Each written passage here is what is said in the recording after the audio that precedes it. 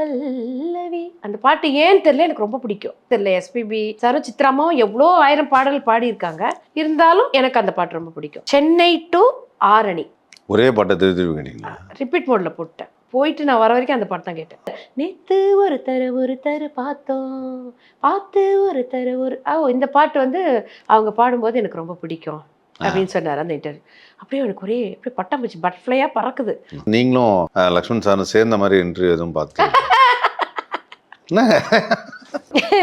அவ்வளோ சுவாரஸ்யமா இருக்குமா? அது பண்ணீங்கன்னா தான் தெரியும்.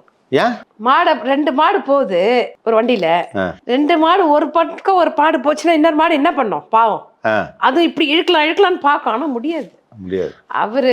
அவருக்கு வந்து முதல் மனைவி இசைக்குழு, 2வது மனைவியா நானுன்னு கேட்டா அது கூட தெரியல, ஒரு கேள்விக்குறிதான். ஒரு 3வது மனைவியா இருப்பேன்னு வச்சுக்கோங்களேன். நிறைய பேர் கூட கேட்டாங்க, என்னங்க நீங்க 2 பேர் டைவர்ஸ் பண்ணிட்டீங்களாமேன்னு கூட கேட்டாங்க.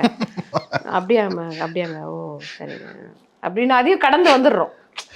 கணவன் மனைவின்னா எல்லாருக்குள்ளேயுமே வந்து வெறும் சந்தோஷம் மட்டுமே இருக்காது, பிரச்சனைகளும் இருக்கும், சண்டைகள் இருக்கும். சிலர் அவர் பண்றது எனக்கு பிடிக்காம இருக்கும், நான் பண்றது அவருக்கு பிடிக்காம இருக்கும். அதுக்காக நான் வந்து இல்லை நாங்கள் 2 பேரும் அப்படியே அதிசய தம்பதிகள் அப்படிலாம் சொல்லவே முடியாது. வேணாங்க, வேணாவாங்க, நான் வேணான்னா போயிடுறேங்க, நீங்கள் வேற யாரும் கூட கல்யாணம் பண்ணிக்கோங்க ஆன்ற ரேஞ்சுக்கெல்லாம் கூட சண்டை போட்டிருக்கோம்.